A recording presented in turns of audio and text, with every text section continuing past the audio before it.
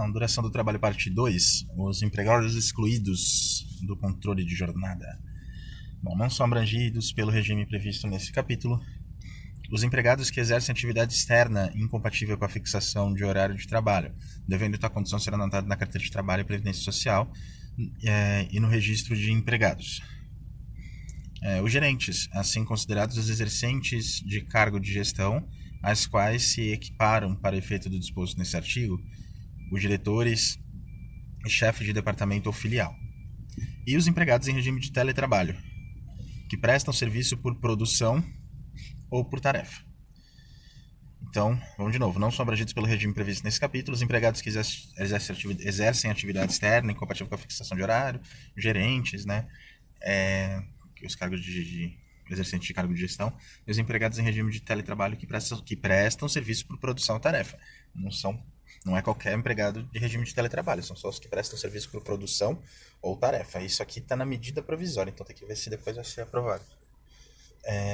O regime previsto nesse capítulo será aplicável aos empregados mencionados no inciso 2º desse artigo.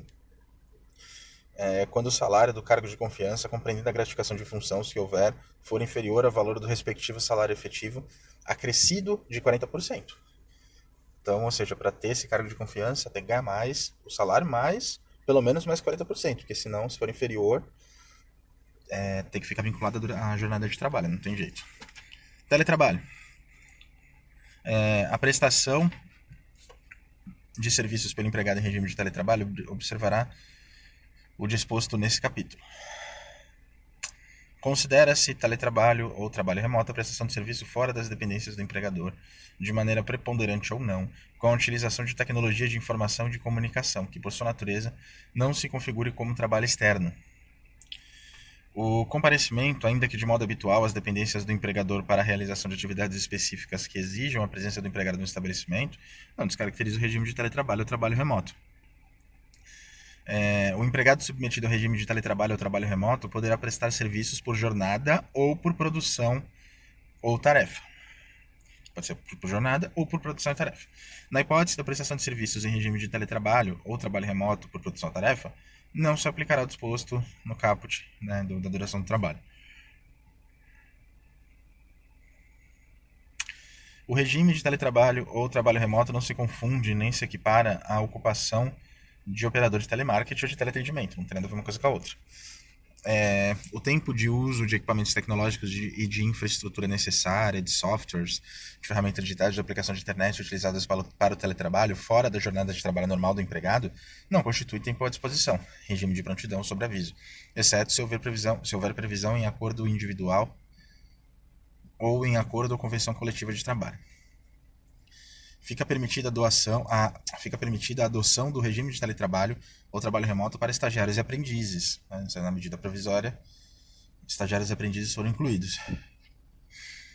Aos empregados em regime de teletrabalho aplicam-se as disposições previstas na legislação local e nas convenções e acordos coletivos de trabalho relativas à base territorial do estabelecimento de lotação do empregado.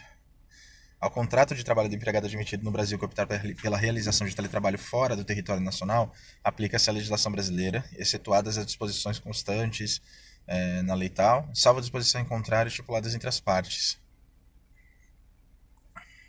Ou seja, até pode o cara optar pelo teletrabalho, ele é admitido no Brasil, mas faz o teletrabalho fora do Brasil, né? Mas aplica-se a legislação brasileira, a princípio, em regra. Acordo individual poderá dispor sobre os horários e os meios de comunicação entre empregado e empregador, desde que assegurados repousos legais. A prestação de serviços na modalidade de teletrabalho ou trabalho remoto deverá constar expressamente no contrato individual de trabalho.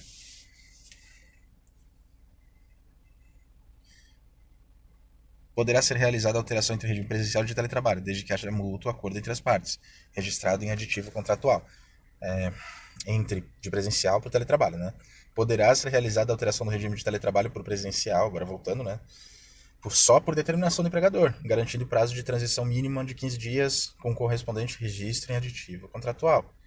O empregador não será responsável pelas despesas resultantes do retorno ao trabalho presencial, na hipótese do empregado optar pela realização do teletrabalho ou trabalho remoto fora da localidade prevista no contrato.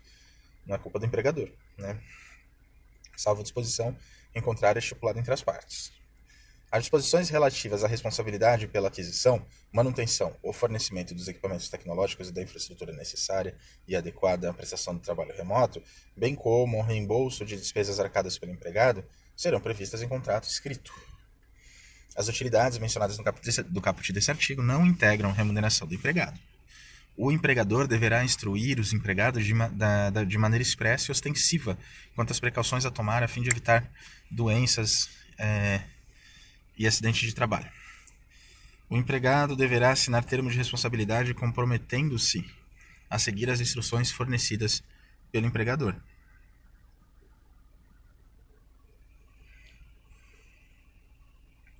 Os empregadores deverão conferir prioridade aos empregados com deficiência e aos empregadas com filhos ou crianças sob guarda judicial até 4 anos de idade, na alocação em vagas para atividades que possam ser efetuadas por meio do teletrabalho ou trabalho remoto. Então, prioridade de quem tem deficiência ou de quem tem filho até 4 anos, ou guarda, né?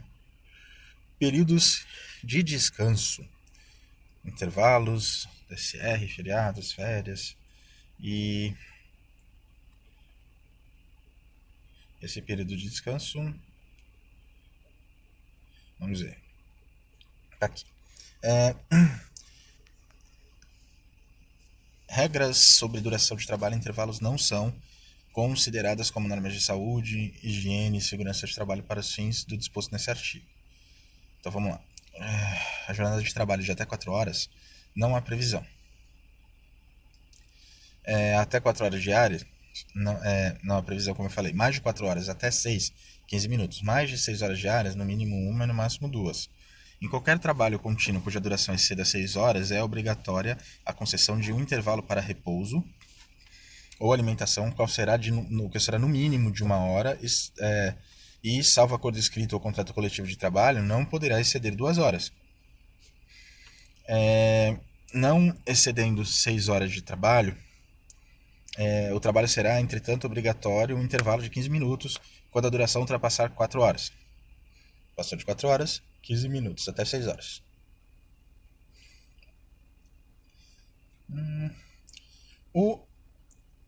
O limite mínimo de 1 hora para repouso ou refeição poderá ser reduzido por ato do Ministro do Trabalho, quando ouvida a Secretaria de Segurança e Higiene de Trabalho, se verificar que o estabelecimento atende integralmente às exigências concernentes à organização dos refeitórios e quando os respectivos empregados não estiverem sob regime de trabalho prorrogado a horas suplementares. O intervalo expresso no caput poderá ser reduzido ou fracionado, e aquele estabelecido no parágrafo 1º poderá ser fracionado quando compreendidos entre o término da primeira hora trabalhada e o início da última hora trabalhada. Então agora, esse intervalo pode ser reduzido ou fracionado quando compreendidos entre o término da primeira hora trabalhada e o início da última hora trabalhada, desde que previsto em convenção ou acordo coletivo de trabalho, ante a natureza do serviço, em virtude das condições especiais de trabalho a que são submetidos estritamente os motoristas, cobradores, fiscalização de campo e afins nos serviços de operação de veículos rodoviários, empregados no setor de transporte coletivo de passageiros, mantida a remuneração e concedidos intervalos para descanso menores ao final de cada viagem. Então aqui está falando mais de motoristas, cobradores, enfim. A CLT, a não concessão ou concessão parcial do intervalo entre a jornada mínimo para repouso e alimentação a empregados urbanos e rurais implica o pagamento de natureza indenizatória apenas do período suprimido, com acréscimo de 50% sobre o valor da remuneração da hora normal de trabalho.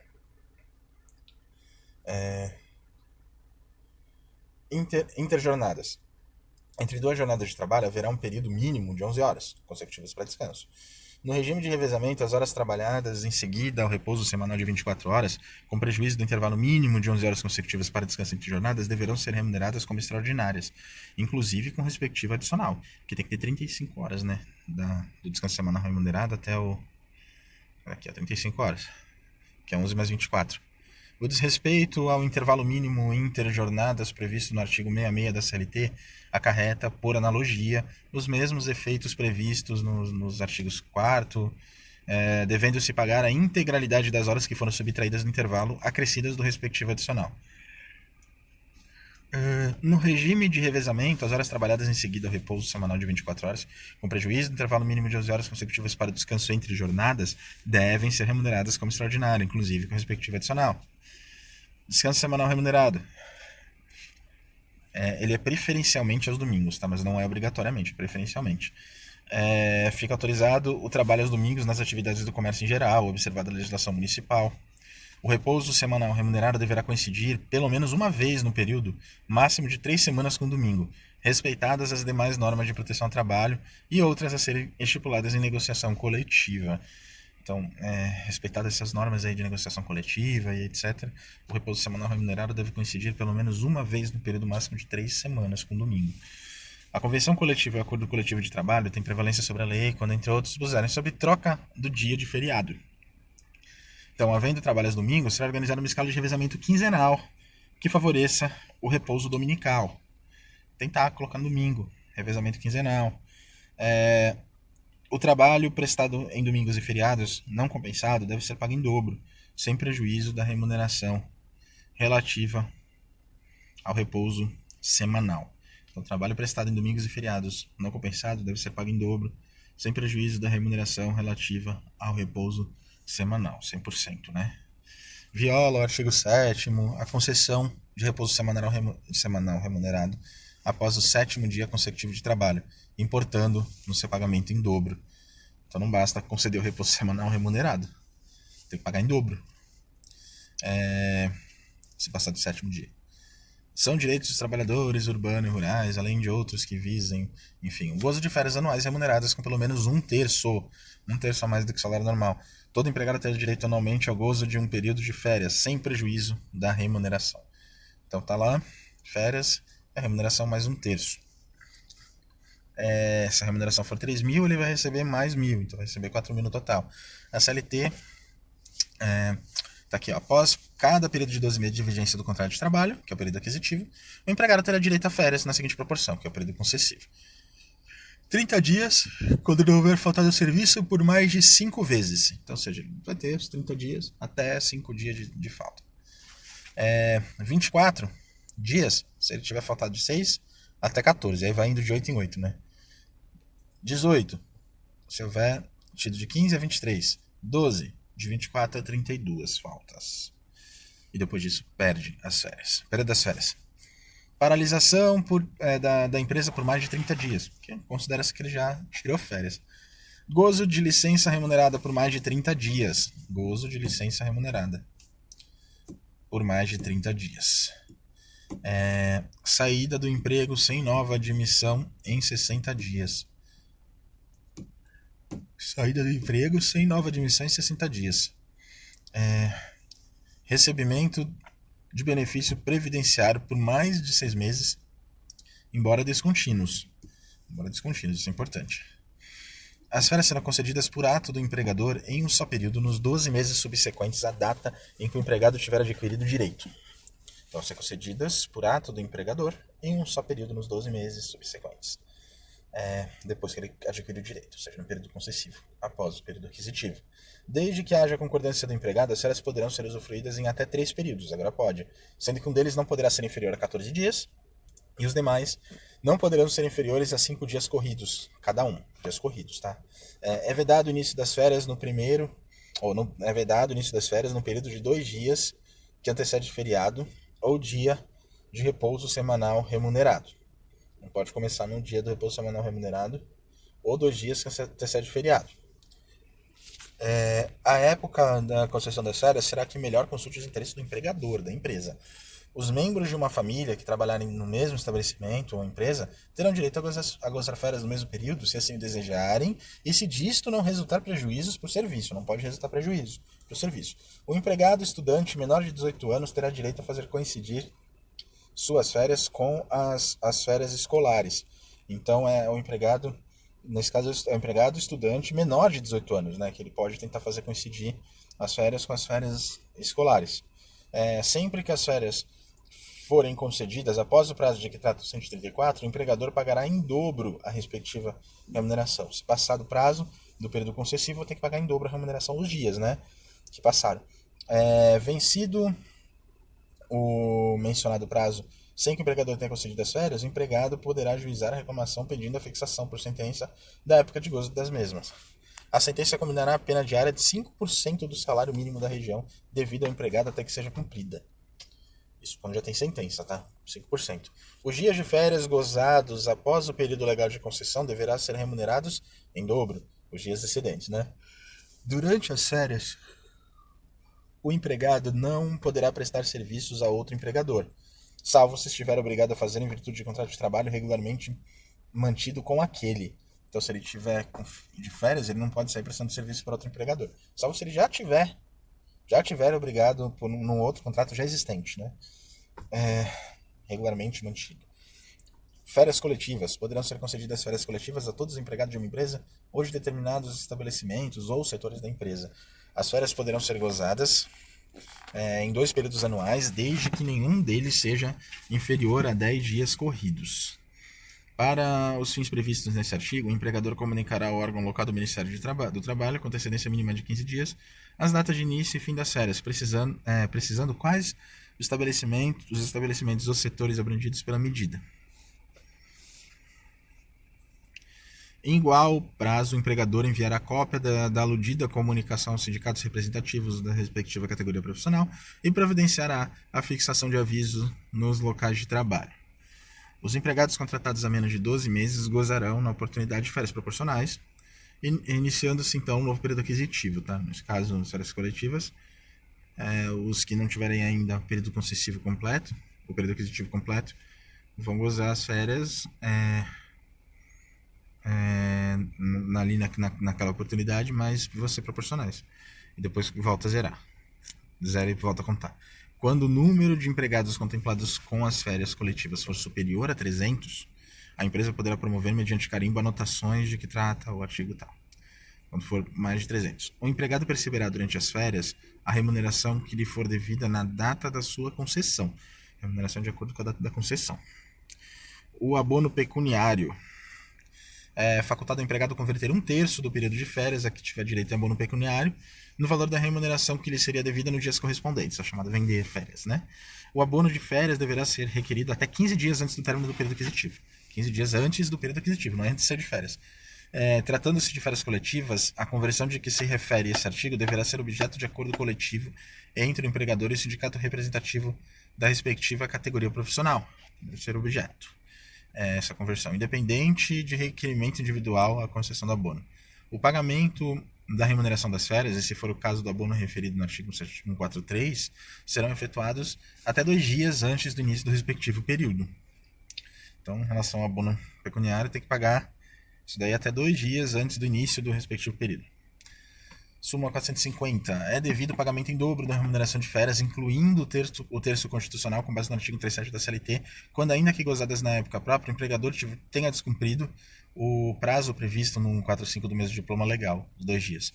A concessão das férias será participada por escrito ao empregado com antecedência de no mínimo 30 dias. Dessa participação, o interessado dará recibo. Então, a concessão das férias tem que ser avisada em 30 dias de antecedência. O empregado não poderá entrar no gozo das férias sem que apresente ao empregador sua carteira de trabalho para que nela seja anotada a respectiva concessão. A concessão de férias será igualmente anotada no livro ou nas fichas do registro dos empregados. Término do contrato. Na concessão do contrato de trabalho, ou qualquer que seja a sua causa, na cessação do contrato de trabalho, qualquer que seja a sua causa, será devida ao empregado a remuneração simples ou em dobro, conforme o caso correspondente ao período de férias cujo direito tem adquirido. Então, se já tem o direito adquirido, ele tem direito até na justa causa. Na cessação do contrato de trabalho após 12 meses de serviço, o empregado, desde que não haja sido demitido por justa causa, acho que falei besteira. Na cessação do contrato de trabalho após 12 meses de serviço, ele já conseguiu, ele já tem o período concessivo, ele já tem o direito a isso. O empregado, desde que não haja sido demitido por justa causa, terá direito à remuneração relativa não falei besteira não. Ele vai ter, se ele não for mandado embora por justa causa, se ele ainda não tiver completado o período aquisitivo dele, ele vai ter direito à remuneração às férias proporcionais. Por justa causa, ele não tem as férias proporcionais, de acordo com o artigo 130, na proporção de 1/12 por mês de serviço ou fração superior a 14 dias. Se ele completou 14 dias no mês, ele já tem direito àquele mês completo. Se não completou 14 dias, ele não tem. Superior a 14 dias, não pode ser. Se ele completou 15, então, né? Que é superior a 14. Mas no caso, ele tem direito, se ele for mandado por justa causa, a as férias vencidas. Proporcionais, não. Se não, ele tem direito às férias vencidas mais férias proporcionais. Tá aqui, esclarecendo. Despedida imotivada, despedida indireta e pedido de demissão. Férias vencidas simples ou dobradas, mais as proporcionais acrescidas de 1/3. Salvo, na hipótese de dispensa do empregado por justa causa, a extinção do contrato de trabalho sujeita o empregador ao pagamento da remuneração das férias proporcionais, ainda que incomplete o período aquisitivo de 12 meses, está na época da demissão. O empregado que se demite antes de completar 12 meses de serviço tem direito a férias proporcionais. Esclarecendo, demissão sem justa causa ou pedido de demissão dá férias integrais mais férias proporcionais. Demissão por justa causa só faz jus às férias integrais, então eu não falei besteira, férias integrais tem. Aquela que já completou o período aquisitivo. E na culpa recíproca, ele tem metade. Férias integrais mais férias proporcionais, é metade disso. Reconhecida a culpa recíproca na rescisão do contrato de trabalho, o empregado tem direito a 50% do valor do aviso prévio, do 13º salário e das férias proporcionais. Metade de tudo. A prescrição do direito de reclamar a concessão de férias ou pagamento da respectiva remuneração é contada do término do prazo mencionado no artigo 134, ou, se for o caso, da cessação do contrato de trabalho. A prescrição vai começar a correr do término do prazo, do 134, ou da cessação do contrato de trabalho.